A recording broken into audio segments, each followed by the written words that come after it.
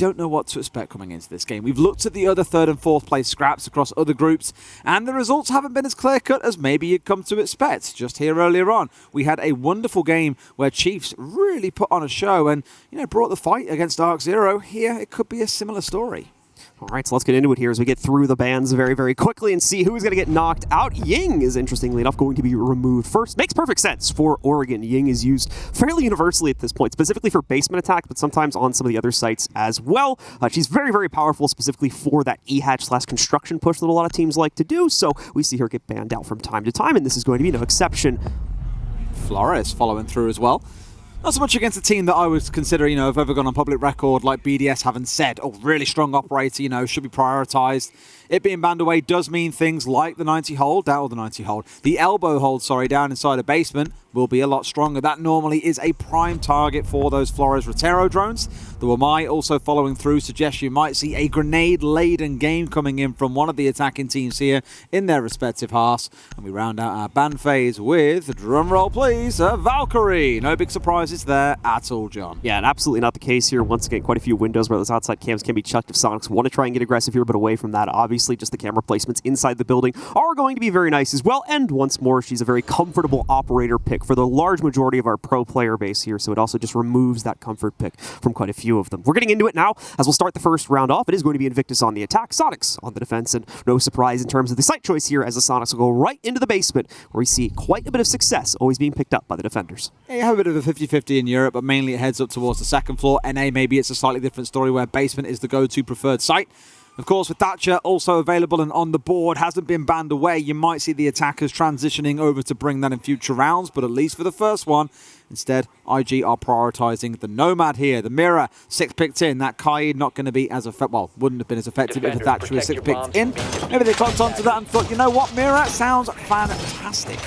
Being brought along does mean that IG are going to have to find a way to work through some of those difficulties. What I will say, though, is there is no mute on the side of Soniqs. If you have a banner at range, for example, it can be a nightmare to get those mirror windows removed if the wall where the mirror is also jammed up.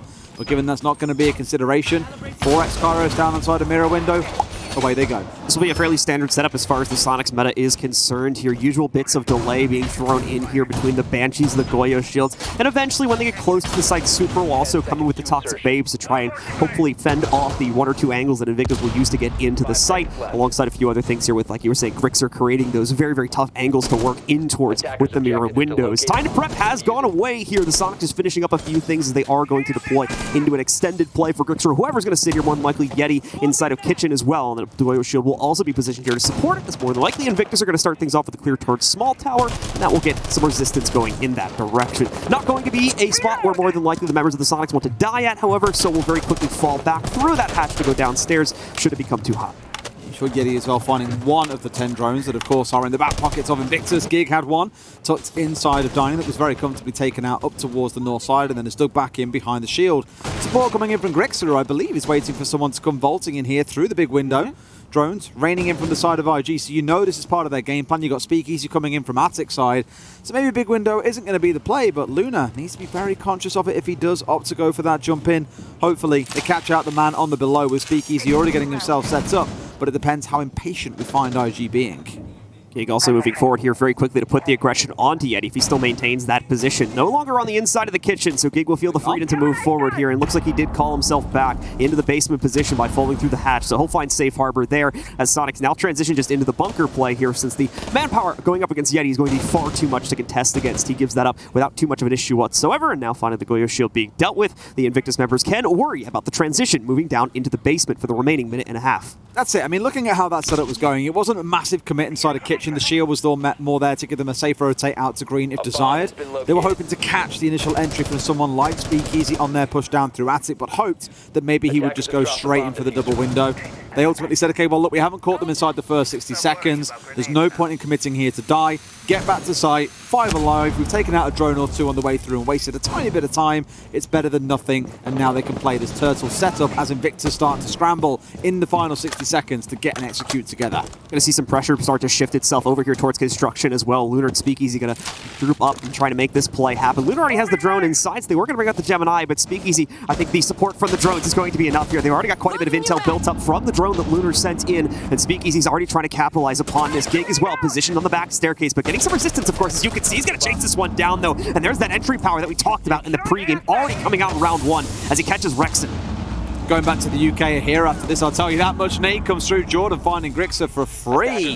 Holding a little bit too close to the E-box door. A drop comes through, Yeti holding off on Pillar. The question is, does the Maverick know? Yes, he does. And Gig also being fragged out straight after Kansan collecting the closing kill. A 3 versus 3. IG need to start making something happen, but Yeti's on a mad one. Make it a 3K for him before Speakeasy gets the trade, and Joe with the final 2. IG take round number 1. Valiant attempted the hold there from Yeti over towards the pillar position, but unfortunately no one else on the side of the Soniqs able to win out those gunfights when they start to take the more aggressive swings in the final moments of the round. And obviously we see Invictus moving into the basement, and as a result of that, Invictus sweep the streets clean there, take control of that first attack. Gig especially, once again, doing some great work there on the entry work to make sure that his team got in without too much of a problem. He started things off with the backstairs push and opened up a massive window for his teammates to use there, coming in through the E-hatch as well as the construction play as well. And again, Yeti tried to resist it, but unfortunately too little too late.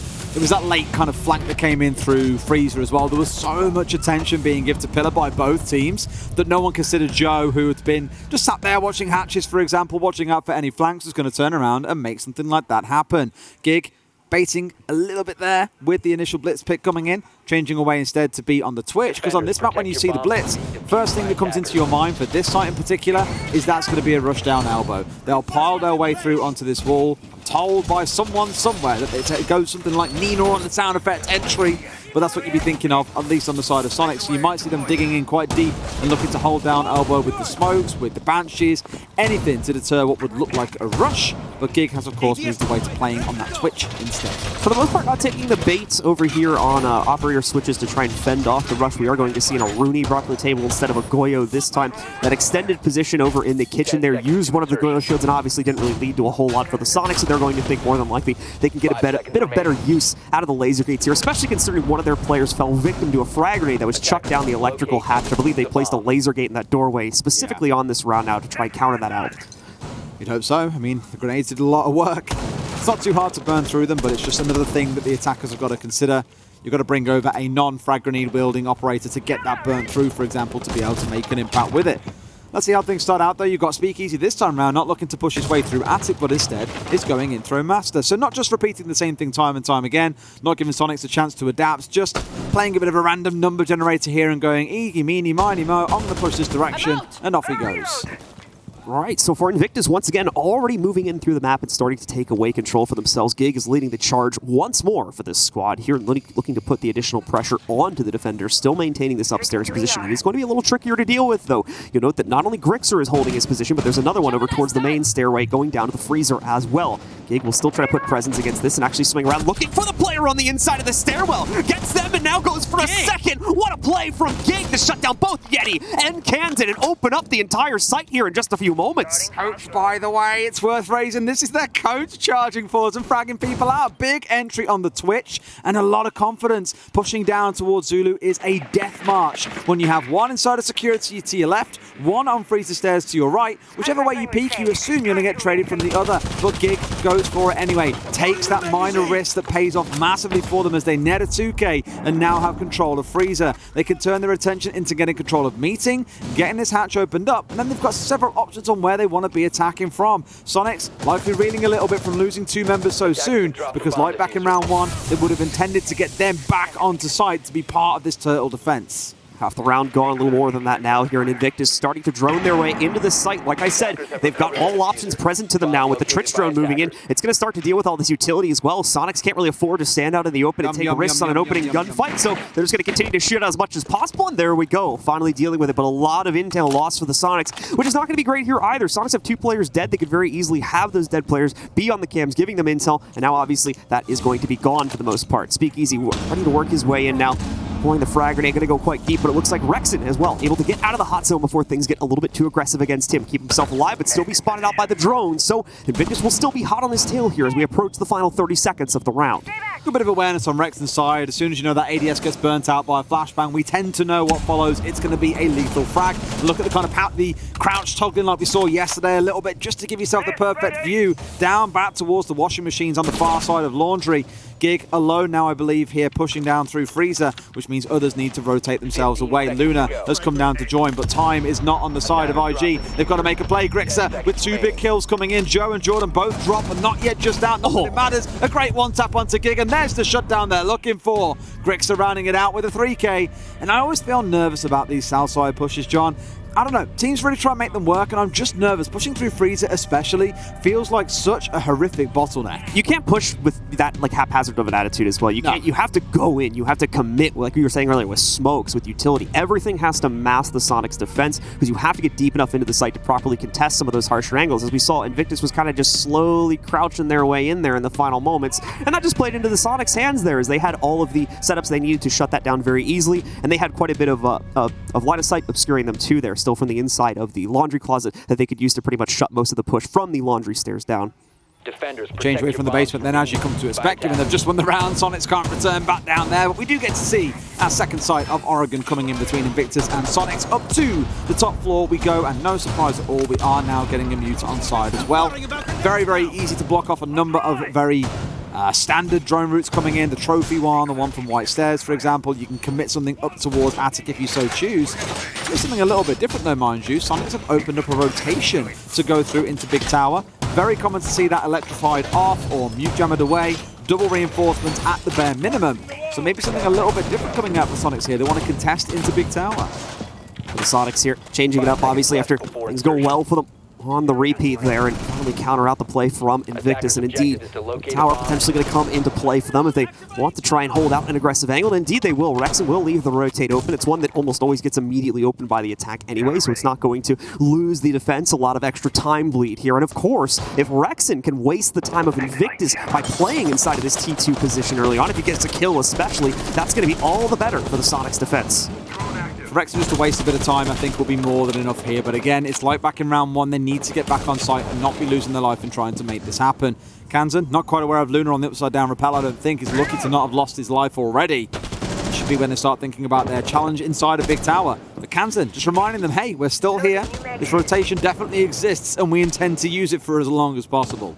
Rexen continuing to wait things out here from down below, maintains a T1 position after the window is popped. He wanted to fall back, make sure they could still potentially pinch on this with the positioning of the other Attic player as well. Now Lunar Metal takes up T3, starting to really put the pressure on Rexen if he wants to stay around here. So yeah, no surprise in that, now that T3 has been given away, that he's going to fall back and just re-rotate to try and find a safer path to get back to the site. Not to mention, of course, still losing a minute off the clock in the process of trying to get through that here. Obviously, don't have to waste the extra 10 to 15 seconds or so to try and take down the wall, but we're also going to see Gig walk right into Rexen and prevent a successful rotate from him. But Yeti as well finds a nice Nitro Cell pick to even the odds back out by eliminating Speakeasy. Another entry for Gig, by the way. It's going to keep on stacking up in this game if you're not too careful. 3 in a row. Yeah, I know, it's terrifying. Finds himself all the way through. Jordan almost being fragged out there on the window as he steps across, maybe being a little bit lazy there, not quite following the correct number of steps you need to go to try and get that window opened up and hopefully folds back out onto the outside of Attic. And of course, someone watching on the kids' window definitely gave him fair reason to worry. Joe's looking to work his way in through the south here. Again, something a little bit different to worry about is that this wall inside of walk-in isn't fully reinforced. It's only the one side, which means someone like Super can very easily step out with a shotgun and give you fair challenge. So let's hope they're being very cautious about this because drone work is going to be essential. Coming down to the final minute here, and Invictus still only just now starting to poke at the outsides of the site. That's still going to be enough in this situation, though. And Jordan? What the heck happened there? Either way, he's going to end up taking himself down with a frag grenade, and that will once again put Invictus on the back foot when it comes to this execute here. A 3v4, like I said, barely having time to investigate the actual site, and now Kansan finishes off the remaining HP on Gig as he tries to leap in through the top main stairs window. Kansan as well, realizing the security that he has at this point in the round, just going to throw that reinforced panel right back up on top. Yeti somehow at the bottom of the kids' stairs as well. Going to catch Lunar completely unawares, and this one just unfortunately a wash for IG as the Soniqs have no problem running around them. Yeah, total rollover there for Soniqs. I think just a slow point for IG once they lose Jordan trying to push his way up through Attic. Really, that only point of pressure comes in through Master Bedroom, and we saw Joe stuck in there, that half locked off wall, half rotation hole being open, meaning it was never safe for him to get in with the exothermic and look to get that wall open. Although it started out well, again, it was yet another entry coming in for Gig. It's just where it slowed down in the mid-round, and really, it felt like IG sort of ran out of steam. IG there once again slowing down far too much as they approach the site. No problem with the initial entry game. We're continuing to see Gig excel in that department here with all three of these rounds giving the opening kill over towards him. But as we move now into the fourth here, they're going to look to try and change their fate as the Soniqs have locked down their initial two sites, both in the basement and upstairs, meaning they're forced finally onto a tertiary one, which in this case is going to take the form of Cafeteria here. Always a good discussion between which teams prefer which here. And the Soniqs are one of the ones that prefer to go for the Cafeteria hold. This is one where obviously, again, the attackers are going to more than likely try to go for a plan on the inside of Cafeteria. If the defenders are able to deny that initial attempt, in a lot of situations, it's nigh impossible for the attackers to even get their case back, let alone make another plan attempt. So let's see if the Soniqs can force Invictus into that trap and successfully deploy themselves into a third round, or if it'll be too delicate of a setup, Invictus will breach their way right through it for an easy round of their own.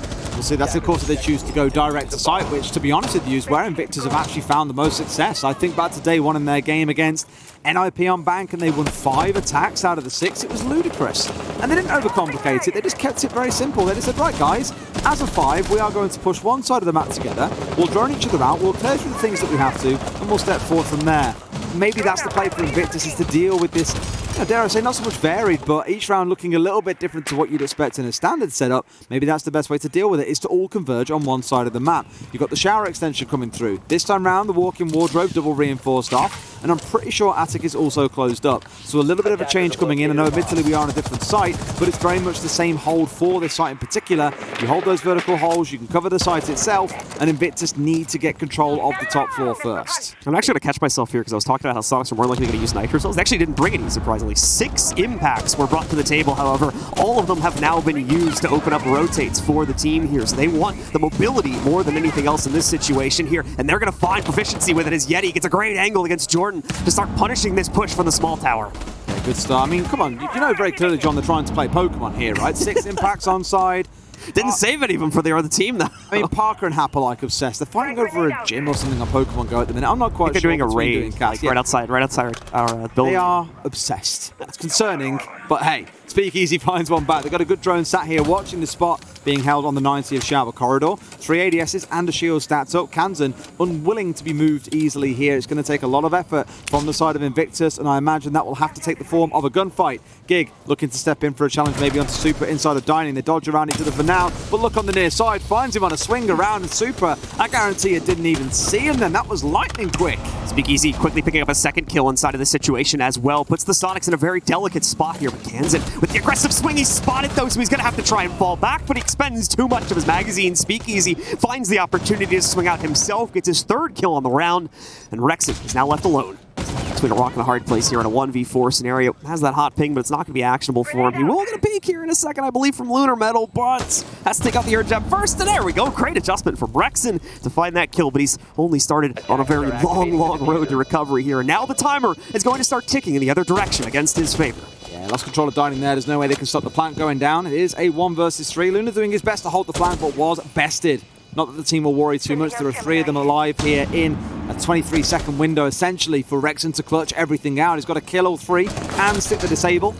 And they've also got, just for a bit more punishment, the clones coming in from Speakeasy on the Iana, just to give them information as to where he is. They know that he's in shower corridor. They know what his next move is going to be. Gig's holding the angle. Easy shutdown. Gig again, forcing his way through into the site there with some excellent work. Finds that first kill close as well on the doorway. Difficult fight to win, and then closes things down by keeping that very same angle all the way to the very end of the round, shutting out the last member of the Soniqs. Some great responses overall from Invictus, and now they tie it up once again at a 2-2 scoreline. The Soniqs, though, already found the winning formula for the basement, and it's been 2 rounds since they picked it up, so now they can head back towards it. Absolutely, the mirror going to get brought along once again. It's very pivotal in their initial hold coming inside of Freezer and in towards Laundry down towards the south side. And I imagine with the changes that came through in the subsequent round, that's why you saw the side of IG opt to go for a Laundry push. If you remember back in round 1, it was a little bit too much of a focus up towards Pillar side that let Joe or Jordan, I forget which one it was, that came flanking through Freezer with a big 2K to close the round out. Soniqs, nothing massive I imagine they want to be looking to change here just yet, to be honest with you. Again, round 2, they made it successful. They can make this work. Let's see what else might change, because they have been bringing a couple of variations in every single round in terms of where they're looking to extend, where they're placing down their gadgetry, just to try and keep IG guessing. So with that said here, as you So things are going to slightly change. The operator lineup will maintain its same position, and looking actually like we're going to get a very, very similar site setup overall here from the Soniqs as well. So the winning formula stays the same, and they will continue to excel upon that. Invictus keeping a lot of things the same as well here, including Gig continuing to bring the Ash to the table to look for that opening entry kill, while Speakeasy takes on the mantle of Guyana. They're spawned out now, about to work their way onto the map, so let's see what kind of resistance the Soniqs can put up this time, whether it's going to be active or more passive. We've already seen their extension once again in the kitchen and security quite a few times here, but for the most part that has failed to have effectiveness and has oftentimes led to at least a dodgy situation, as we saw them being brought down into that 3v5. Thankfully, they were able to win that one, so absolutely. I mean, how things look, it's about as standard and clear. I'll tell you what, Speakeasy is just trying to find as many possible entrances onto the top floor. He's gone attic, he's gone master bedroom, he's gone satellite window.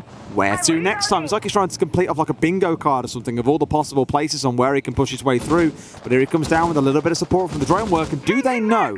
Clearly there's an idea as they're holding the pixel angle, and they drop their way down through the hatch. So the drone work, I think, just giving them the idea of, okay, they're going to start pushing us. Let's not lose 2 members out on the roam as we've done previously. All 5 back alive, on site and safe. And now RG can get to work on getting hatches opened up, getting the control they need, and choosing where their push is going to come from, more importantly. You don't know that this is a freehold for the most part. This extension upstairs in the kitchen, they don't really have to commit any utility to make that happen, so falling back, this really is not going to be too big of a loss for them, as they don't leave anything with them on the way back down here. Yeah, they put an ADS down just now inside a highway. If you remember from Rexon last time, he had to rotate out of deep freezer into highway to then come and challenge through the bullet holes, or the, I suppose, like head level holes that have been opened up into the laundry wall. That ADS there is just to stop him getting naded primarily from on the laundry side, I think. So he can step out and go for a challenge whenever he wants to. Likely expecting Speakeasy to be the one that would come for a challenge down that side, but he's rotating out with Luna down towards playing on elbow. So massive change away here, a big change in attacking pace, but Invictus have left a couple of members down the south side of the map. We're still going to potentially see some more interesting play happen, potentially towards the laundry area. And meanwhile, Speakeasy, or someone else from Invictus, is going to need to find that first kill to get them into this construction side. And you can see Gig as well, starting to work his way over towards the back steps, joined by Jordan there with the case in hand, more than likely going to play the hatch at the end of the day here, as they're a bit closer to that than the stairwell. But at the same time, into the last minute here now, running out of time. This team needs to start getting some real estate into the basement, and that's what they're going to look to do over these next few moments. Speakeasy moving in, nearly catching Super, looking the other direction here as he continues to push forward. Gig and Grixor are going to trade blows, but that regardless takes care of the players hiding inside of Harry Potter there. Yet he's going to be able to trade that one back out, take care of Speakeasy quickly. Another one going down as well as he finds Jordan. Lunar Metal and Joe are the only ones left, and they're split from each other, so they have no safe way to get back into this building and get into the site. They're also running out of time very quickly here with less than 30 seconds left to make this up now. Joe's had to rotate away. Normally he'd come down freezer, but with them losing pretty much everything on this pillar push, he's got to be the one to step across and recover the diffuser. Yeti, an absolute pro at slaughtering anyone who steps onto that big tower stairs on the push downwards. They've got one left inside the barrels. Grixor will collect the close. Another big round from Yeti, and another win for the Soniqs. Eddie finding some massive impact inside of this game here, already with 9 kills inside of the first 5 rounds that we have played out here. That's right under 2 kills per round at this point, so a huge contribution from him on at least 2 of the rounds that played out, where he's been able to pick up triple, if not quad kills here. Excellent, excellent stuff, especially on these basement holds. It's how graceful he makes the kills look as well.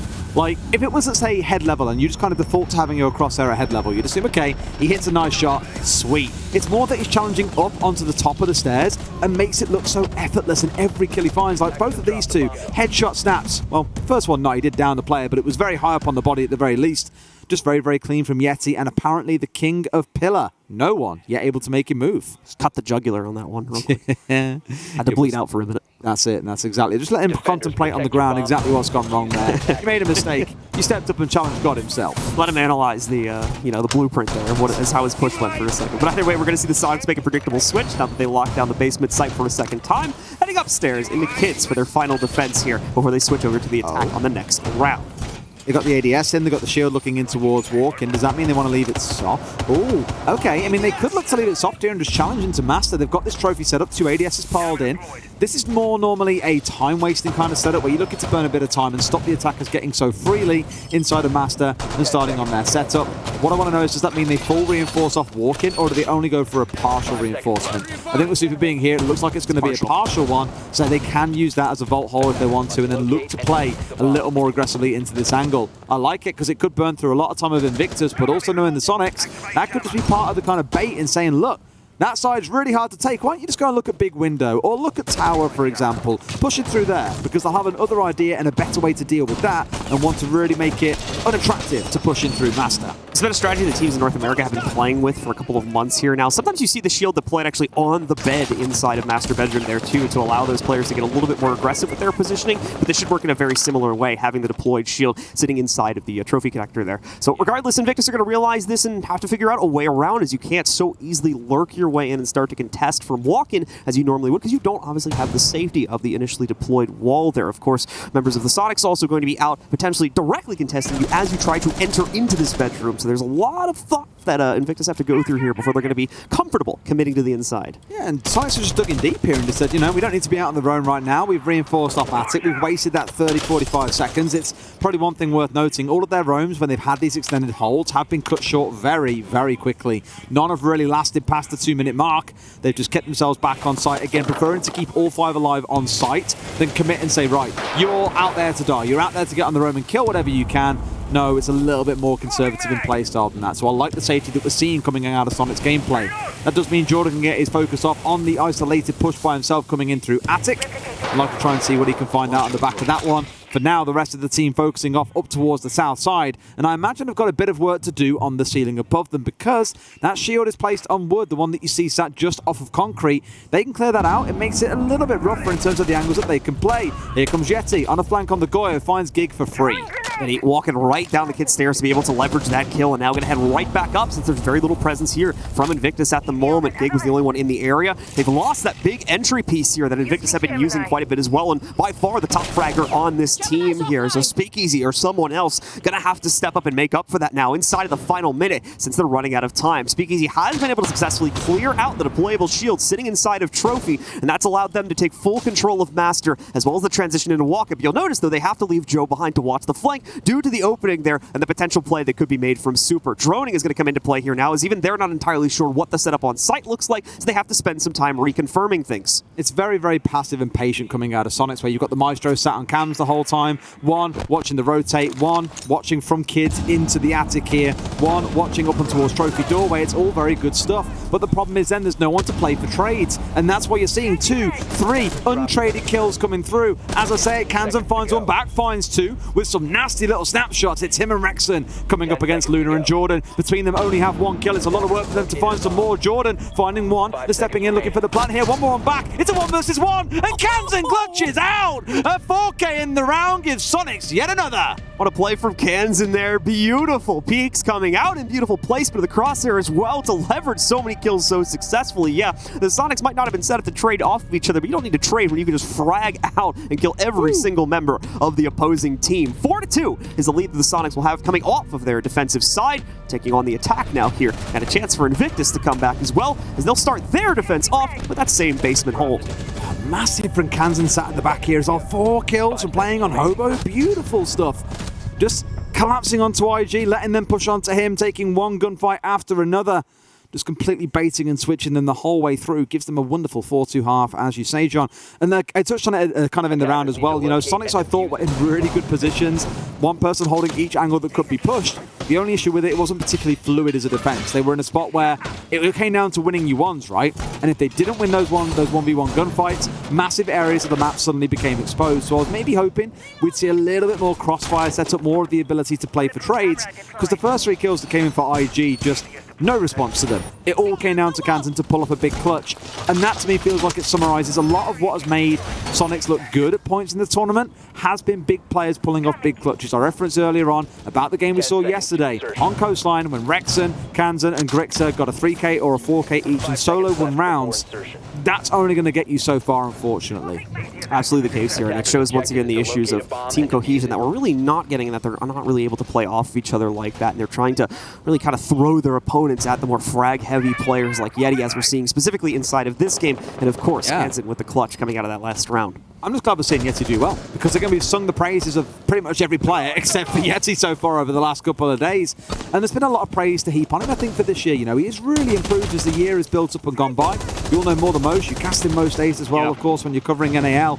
but it does feel like he's really starting to warm into it and grow as a player, both in capability and in terms of how well he's fitting inside the team. And hopefully we do see Soniqs really start to improve, because one thing you cannot ignore, they remind me a lot of Furia from LATAM. They're starting to become a mainstay at big events like these, and they will only get better and better with time the more of them they're sitting in and playing. Yeah, Super specifically, you know, when that frag presence is there, it's next to, it's bar none here. He's absolutely thrashing his opponents in almost every single situation. It takes full control. The problem is he really needs to get off to a good start, it seems, or it takes him a really long time to find that confidence to make those types of play, because it might, whether it's nerves about potentially throwing around away if he does make a move or something like that, or after it doesn't go well in the first round or something else, it just doesn't tend to happen for him if he doesn't find it in the first few rounds, and then unfortunately his contributions end up being fairly minimal. So he just needs to figure out what is causing the inconsistency there for him, and honestly he could be one of the best players in North America if he can fix that issue. Well, time will tell. Here he's got a different issue to deal with. He's got to worry about what's going on this hatch. We're going to drop away from using the Maverick here and instead go on to using the Hibana. I don't know if the Electric Claw came out. I think Jordan did bring it out. Yes, he did. Nice so it deploys and catches out 4 of those Skyros charges. The worry Super may have here, he's only got 6 left on side, which may now mean they need to call back in the Maverick to look at getting this opened up, because otherwise they're playing the same risky game. They've got 1 EMP to play, which means they can't double EMP the hatch. They've got to be very careful. You see here the EMP is used, which is going to open things up here. I did hear another Electric Claw just go off a second ago, and I think, yeah, it's going to be a little too late on this one.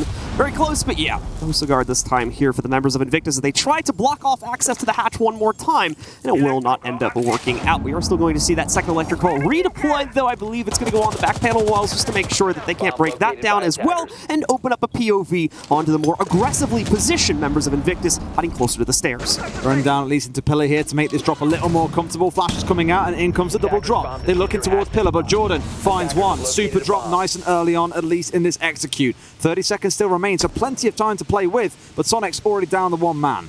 Soniqs down a player here. It is going to be Super going out here.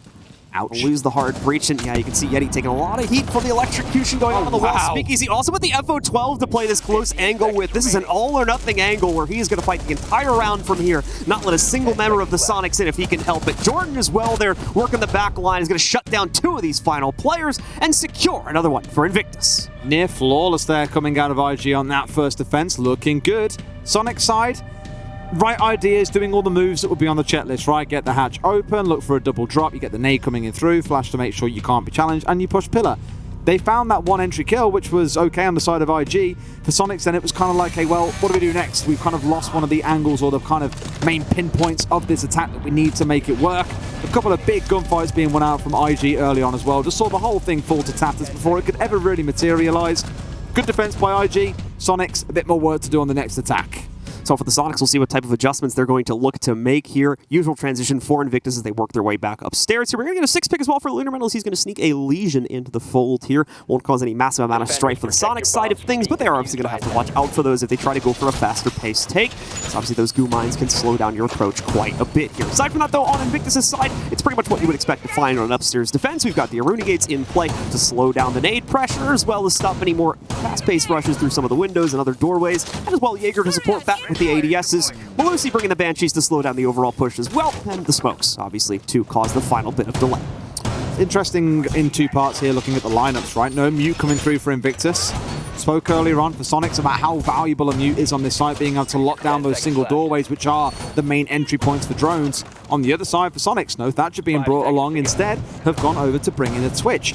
Now, Twitch, I think, has become ridiculously strong since the changes. A few disagree, which is totally fine. It's all an opinion-based thing, I guess, but now has 3 drones rather than 2. 1 normal one and 2 electrified shot drones. And of course, her drones now have a limited range with the laser. There's no limitation on the angle from which you can shoot, and they can jump, which is itself fantastic. So very, very good, and I believe from what people have been saying about the reveal that came out on Monday, she's also getting a slight reduction to recoil, which will only make the F2 even stronger, and it's already a fantastic gun. I really think she could end up growing into becoming quite a mainstay for a number of teams. Yeah, especially with Thatcher still staying in the ban pool for quite often, she is a very easy way, if you can be sneaky with that drone, to get around those defenses and more directly deal with things like like mute jammers, bandit batteries, and electric claws that oftentimes block off walls. Away from that, we obviously are going to see Invictus find the first kill in their favor. Rexon, unfortunately faltering, whether he's caught on drones or something else. He is put down very early on here, and that means that those switch drones are not going to find any use throughout the rest of this round. I hope you got rid of the ADSs, because that really is your main purpose as a Twitch, right? If you're not being jammed out, get in there, remove ADSs away, maybe look to delete any of the goo mines out that you can find, but if those ADSs still remain standing, of which one currently does from what I can see inside a pit, I can't see any others scattered around the area. In fact, there's one here by the double wall out down towards the south, and one on white. So all ADSs are still standing. The shock drones haven't done their job. That's painful. So unfortunately, very little effect is going to be coming out of the Twitch drones as a result of that snipe that the members of the Invictus were able to get against Rexon here. And Soniqs now fighting once again on their back foot, trying to make up the difference later on in the round. Still plenty of ways to gather the intel aside from their normal drones here. Just the capability to clear out some of that utility is going to be missed. They'll have to rely on frags in order to do that. And they've only brought 2 operators with those kits. Half of the frags already gone also. So going to be quite limited in where they can potentially deploy these towards, as they're normally, of course, wanting to be used to try and get an outright kill if they can find someone in a pocket corner. They, of course, have the 2 impacts as well on Zofia, of which one's been used, and the Gon 6 on the Iana. So options are available. They have already used the Gon 6 to remove one of the bulletproof cams, so now it's trying to step their way through. You've just seen the ADS being eaten out, which means frags will surely follow. These members of IG got to be very, very careful about the pressure as it starts to mount. They don't know about the man to the right, or maybe they do. No, they definitely don't. Joe, with a 2K, turns it into a 3 in the round. And like that, Soniqs, it feels, have been shut out once again. Mark 14 doing some serious work there against the attic push. Super going to try to move in and contest here, but he's unfortunately struggled inside of this game with yet a kill so far inside of this matchup here. Kansan ends up getting dropped, meaning Super's going to be alone. He is not in a situation where he can get his teammate back up. It's way too much of a high-pressure scenario here, and he will also fall quite quickly. It's a flawless round from IG. I'm really in with the players. I'm always out there training on the pitch with them, and some are like, no, I'm Mr. Business. I'm a little bit different. It's really interesting. Just the strange kind of thoughts I have watching sports. It was like it's weird because like some sports do in the US and some sports don't. Like football, the coaches always dress like really like American football. They've always got like polos. Yeah. They always dress like they're just in you know, like a sweater or something basically, because it can be cold out there. They play through the winter. I did see on Reddit yesterday, there's one team that has got a coach that has an assistant coach whose sole job is to make sure he doesn't clash with the officials, like always just pulling him out of the way, and he's literally mirroring him up and down the line. I was like, what is this? Like in soccer, we have boxes that you have to stay inside and you can't move from them. So you can't get in the way of what we call the 4th official or the linesman, right? Whereas in NFL, apparently you can. I think they have the capability to call like timeouts and stuff like that, or like call for reviews, so maybe that's why. Good point, maybe. I'll be honest, I don't watch a lot of American football. So, really? Yeah. What's your sport of choice? Hockey. Hockey? Ice hockey. Go Knights. That's where they just beat the hell out of each other for fun. Yeah. Well, when we end up at SI at some point, you'll have to take me to a game. I have yet to see a game live. I would be down for that. So, as we make those plans, we'll get back into the action here in this game. Quick reminder once again, folks, if you have tuned in, you can see our live rankings at the top right. This group is done and dusted in terms of position. I would rather call them dead rankings because they cannot move. Yeah, unfortunately, both Invictus and the Soniqs are hard locked at 4th and 3rd place. I don't even believe they can switch positions with each other. The score difference is too much between them. So that means regardless of the outcome of this game, they're going to be locked in 3rd and 4th place. And unfortunately, that means they're going to be heading home, with the Soniqs obviously getting that slightly higher finish because they did make it into 3rd at least. Away from that, we are seeing Gig investigate early options, though, as we get back into the details of this round. He takes up a position on the inside of Arsenal. We're going to see quite a bit of pressure put in over here towards the master side as well, so good possibility that Gig could actually find a pick or two from this position. More than likely going to be a do-or-die spot, though, as it'll be tough to evacuate from here once the Soniqs move in and take control, but they haven't done that yet, so Gig still has quite a bit of freedom to play with. Drone might spot him out in just a second, though. Yeah, I mean, with Oregon, I studied like every region when it first came out to see what they were doing. What is it? Surely. Okay, fine. Okay. I thought he was going to knife him first. Brilliant. I mean, that would have been for style points for sure. But I remember watching a lot of like LATAM, for example. I used to cast the Nordics, so I knew what they were trying to do on this map. And LATAM was the only region that ever played someone really inside of Armory. And since then, 1 or 2 teams have used it. It can burn a lot of time, but very rarely the teams commit reinforcements out to that side of the map, for example. It was very much a LATAM special, and although they didn't do it here, it did give Gig a lot of agency to slip past drones, get himself out towards that master door and find the opener onto Rexon. But it was a lazy opener, really, that Sonic should have seen coming. Yeah, so Gig just walks his way into the opening kill yet again here. I lost track of how many rounds he's been able to pick it up for, but it's got to be somewhere in the 5 or 6 range at this point with the number that we have played out. Certainly dominant on that first kill stat for sure that we'll check out once the game is over. Away from that, though, the Soniqs still working on a slow process of clearing things out here. And unfortunately, have already used the large majority of their drone count. Only 2 remaining, as Des just pointed that out to me, meaning that they're going to be scrapping for any sort of intel here inside of the final seconds. They really can't afford to just waste these 2 away. They have to save them to, at minimum, support the all-in push they're going to have to go for soon due to a lack of time. A lack of confidence in a way, but they pull the trigger, pushing their way in through Split here and charging into the site. Plants going down. IG find 2 kills back. It's a 2 versus 4. Grixer and Super got to pull off what feels like the impossible. And surely here, the side of Invictus know that this plant has gone down inside a meeting, and they're going to have to fight for it back. Grixer waiting for a winning angle here to try and snipe out one of the heads of Invictus, but not going to find it so easily. Invictus are slowly crunching in. Super as well, bleeding out a large majority of his HP due to being inside of a toxic babe and now nearly finished off. Grixer does pick up 1. Grixer now with 2, but unfortunately overwhelmed by the 2 remaining players on Invictus. And that will give them their 5th round and the lead as they finally take it away from the Soniqs. A 3rd straight round in a row as well. Even that timeout not quite saving Soniqs, it appears. I like the idea of the kind of bunker bush, force your way in through Split, go for the plant off towards the right-hand side once you've cleared out the Maestro that was sat inside of sight, and then leave IG to try and make the retake happen. But from that 4 versus 4, it became a 2 versus 4 incredibly quickly. Once I believe it was Joe and Jordan got those 2 kills immediately as the plant was going down. So another good round coming in for IG. Soniqs, their drone count dwindling, by the way, just really suggests to me a bit of a lack of confidence. They weren't really quite sure what the game plan was. Super no doubt formulating that plan on the fly as they were approaching what the setup was from Invictus as they gathered more and more information about what the setup was. Where was the utility? Where were the players? So on and so forth. And sadly, couldn't quite get the business done. Round number 10, though. This is a chance. It's a new one for Soniqs to get themselves back in and bring us up to 5 apiece. But given we've now seen a full site, full 3-round rotation of Invictus coming out on top, I'm not feeling too optimistic, to be honest with you, John. Certainly not so much, as we're going to see them just rotate through the sites they've already controlled for themselves here. Important to note as well, we shouldn't be faulting the Soniqs too much. Like we said, they're on their attacking side now. There's not really any reason for them to bring on any new strategies or try to adjust too heavily here, as they would only be giving away things that they could potentially use in a future tournament here. So for the most part, you're kind of going to expect them to play this as default as possible, since again, they cannot change their fate as far as the tournament is concerned at this point here. This game is just for funsies. This game is for basically a scrim against an APAC team, and they're going to play it as such more than likely. As we look at Invictus once again committing to a very similar setup like we saw back on the first round of this half for them as well, including Speakeasy going back to the Ella with the FO12s. The Soniqs will be able to run through the same style of attack again if they would want, knowing much better about what type of setup Invictus have here and be able to avoid some of the pitfalls like what we see from Speakeasy and that shotgun. At least they haven't got to fear Gig being on the entry so much this time round. He's playing on the smoke.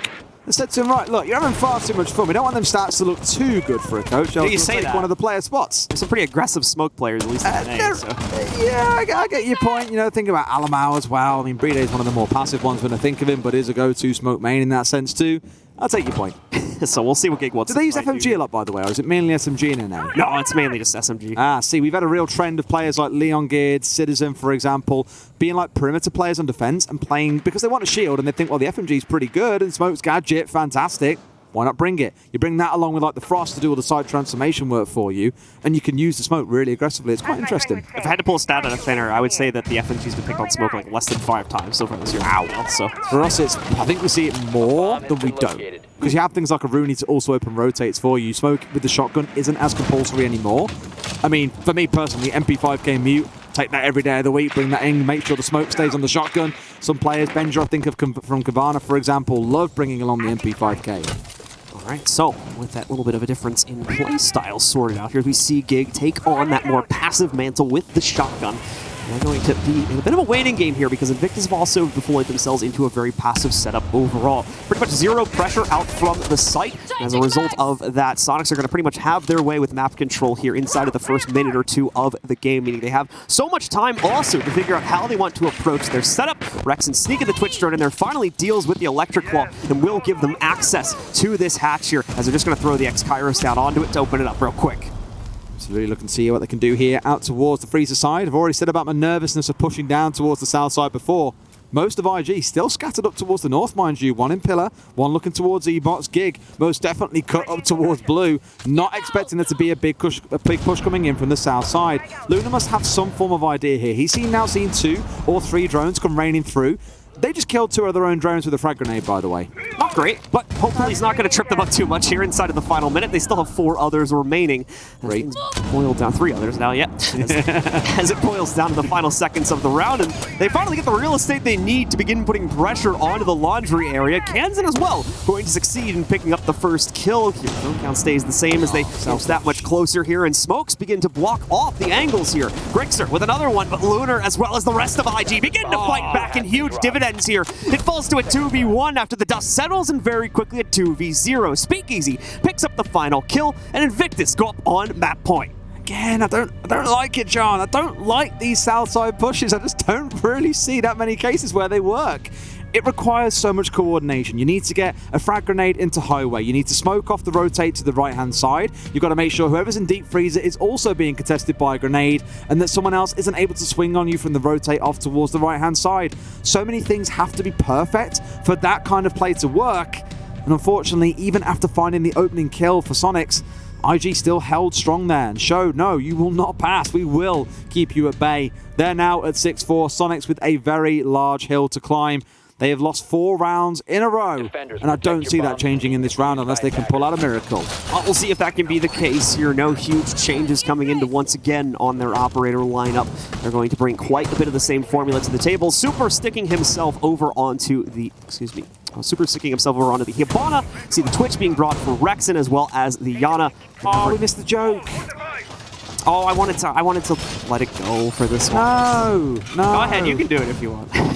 Oh, secret agent. I've done it enough this year. I wanted to give him a break. To be fair, you've had plenty of opportunities. I've done it plenty of times this year. This game's, it's the end of the group for them. They're already locked. Yeah, you know what? I said, look, boys, I've done a lot of fragging so far throughout these groups. Remind me of how good you can be. I'm going to take a taxi. My feet are up. I'm on the support. I'm going to take my obligatory 007 game for the tournament. That's exactly it, yeah. But, I mean, all credit to Super. From what I've been seeing in the Soniqs games, he actually has been, outside of this match, he has been playing fairly well. Much better than we've seen him play at the Mexico Major and even during the NAL. Absolutely. Like I say, across the group stage, he's got more kills than he has in NAL by some margin as well. It's been great. And the thing is, I like ripping on the guy. It's fun to have a bit of banter, and he loves it as well. You know, he likes getting himself into being an argument on Twitter or something. He's also, as I will always say, one of the most respected IGLs in the game at the moment. Yeah. You know, I think, again, it was Lycan who was very complimentary and said about him, you can close your eyes, sat in the Vegas arena, and just listen to Super Call, and you know exactly what is going on and around, and you cannot say that for many IGLs inside the game. So all the love to Super is definitely all a little bit of fun and jest rather than it is so much trying to be cruel to him just because I maybe don't like him, which I do, so don't worry about that. And to continue the conversation, that lends credit to why the Soniqs organization gave him so much confidence in making the very controversial roster move that was made for this team at the end of last year, where everyone except him was removed from the team, and they did a complete rebuild for this year, for this season of the NAL. That's worked out fantastically well, giving all credit to Super there. I mean, 2 majors. You're not going to complain. 2 majors, consistent top 4 inside of the NAL, I believe, as well for all 3 stages. Have they got SI? I'm going to find out. I feel like they would with the amount of majors they made it to and their placement in SI, but that's what I mean. I'm going to be honest, I'm not 100% on that one, so you want to go I'm going to dig it up. You can do the casting thing and I'll do the laptop thing. Sounds good. Well, Gig is trying to contest at the moment here on the inside of his kitchen position, and the rest of the Soniqs are working on barreling down against him, but mind you, again, he's just a big distraction. And just to clarify, the Soniqs are currently tied 4th place NIP. I believe they're also the top North American squad going at the moment. They lead over Oxygen by about 30 points, so they have the highest number of SI points in NA. So again, massive credit for the Soniqs. They've actually had a very successful year, despite not necessarily being able to translate it here on international soil yet.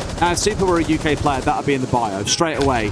#1 NA team rated to go to SI, and what? Gig stepping in, instant trade out with Yeti. They exchange blows, both falling down by the wayside, and Grixer, the one who walks into a mass of bodies going, what the bloody Nora's happened here? Steps his way now up and towards Big Tower and looks to push his way in through Attic, Kansan, Fine and Jordan, and it feels for the first time like Soniqs have got a meaningful advantage here in a 4 versus 3, but we've seen it crumble away incredibly quickly before, John. Yes, indeed. We're going to see Speakeasy fall down this time, however, as the Sonics continue on the warpath here, not giving up inside of this game just yet, wanting to maybe take it all the way to overtime here. They're getting very close to doing it, but keep in mind the timer, only a few seconds left, and we've seen these members of Invictus start to fight back in the late round again. Joe is going to be caught off guard by Grixer as he pushes into Attic, and Lunar Metal as well, dropping another member of the Sonics. He's not out of this just yet either. 10 seconds remain. Here comes the pinch. He may not be ready for the push coming in from the Kid Storm side, but he was ready for the Attic play. Wasn't enough, though, as Rexen successfully trades it back out, and the Sonics hold on for one more round. Whew, I mean, it's a round, it takes you up to 12, so at least we see every regulation time round and potentially get us through to overtime. And I'm not going to lie, coming into games like this, you say, look, it doesn't matter, I kind of hope it just plays out 7-3 or 7-2, whatever. I'm quietly really enjoying how this game is playing out. I'm seeing the blows that both sides are exchanging with each other and really enjoying it from start to finish. Now, whether or not it goes to overtime relies entirely on whether or not the Sonics can pull off a good attack of Meeting and Kitchen.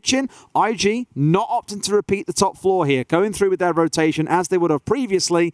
And this is where Sonics got a little bit lost, if you remember. It looked to me again like they were lacking confidence, like Super had to devise an attack on the fly, and they executed off the back of that. At the same time, not a lot of changes going to be coming in for the Invictus defense on this site, so if the Sonics learn what went wrong and figure out the correct path forward, as we saw, they made a very confident push in through one of the breaches, be able to get that sneak plant in by just taking control of the front lobby. If they can pull off the same thing again and do it a little bit earlier this time, with maybe a few more players alive, then there's going to be a much greater chance for them to shut things down. We still saw them leverage, I believe it was a 2v4 down to an eventual 1v2, so still not terrible at the end of the day, and certainly winnable on a repeat if they fix those small errors. I would wager no massive changes coming in for Invictus either, you know, didn't I, well, clearly identify what the weakness in the strat was, that if they lost their Meeting player, they were basically guaranteed to lose the round from there, or at least it looked like it. They managed to, of course, win that 4 versus 4 post-plant, though. Now, they haven't changed anything up to say, right, we're going to reinforce off the walls, we're going to electrify them inside a Meeting, whatever. They've kind of stuck by the same, and they're just playing off themselves, saying, right, we'll move a little bit more cautiously over towards Meeting in case there is a push coming in from that direction. But first, you've got to get a sniff of it. Also worth mentioning again, Sonics on the drone count, they've already lost 3 just in the prep phase. That's a lot of drones to lose. 1 is acceptable, 2 is unacceptable, 3 is dire. We've seen other teams have this issue as well here, and it's kind of a thing where I'm noticing where if teams are more willing to commit themselves to kind of an all-in push where they basically send everybody into the site, having the drone intel they built up until that point, and basically if the push fails, then they're pretty much decided they're going to lose the round at that point, even if they manage to make it away from that. So that may be why they're willing to just kind of throw them all away into these situations. Just a theory of mine, but a quick apology of mine. Actually, I've realised with the Twitch on side, you only have 9 drones, so they haven't lost 3, they've lost 2. So, okay, it's unacceptable, but it's not dire. Going too far into a bad situation just as of yet here, but Lunar Metal going to put the early pressure onto Kansas. Spinning it back around, though, from the other side of the subwall, taking Lunar right out of the play there as things very quickly equalize down to a 4v4. Oh, the wall bangers, well, it's so tilting to die to those kind of shots, but you can see why spraying at soft walls at the start of the round, even partway through, can net some wonderful results, even if it's highly unlikely. Sometimes kills like that can be the one that grants you the round. Drone work coming in here on the top floor as the Sonics very clearly know they need full control up here before they can think about even looking in towards an execute. We've got to about that halfway mark, and although things aren't going badly for them, I need to see what comes next. Eddie's drone going to figure out the position here, being played out by Speakeasy as he continues to check out these toxic babes. Second one thrown now, and he's got one more to utilize. Did just see that push coming in from the Sonics over towards the kid's stairs here, and now pushes out to find a beautiful headshot to shut it down here. The Sonics lose the player advantage, and as well, Speakeasy still continuing to waste time from this forward position up on top of kids. They've got to clear him out. They've got to do it soon because the Sonics are running out of time and players to get themselves into the site below here. Speakeasy's next challenge could come from a multitude of different directions, but he takes it directly, shutting down Super, giving him his 9th consecutive death. Another one as he's up to a triple here, and he could very well end the game with this. No, denied finally by Rexen, but it's Rexen against the world here with 45 seconds to clutch it. Sonics, you're queuing up one at a time to get slapped out the park by Speakeasy. They've literally picked him one after the other. He's had a time to get back, reload, put his feet up, have a cup of coffee, and then step back in for another fight. He's all but won the round for IG, and outside of an incredible clutch coming out from Rexen, this game should be done and dusted at a 7-5 scoreline. We've got 20 seconds seconds on the clock. Diffuser packed into the side of Rexon's leg, looking to see what he can do, but I guarantee you that diffuser is not going to go down. Rexon continuing to look for any option to try and get a vertical kill before he commits himself to this hatch, which, yeah, unfortunately will surely lead to his demise, as we see happen very quickly there.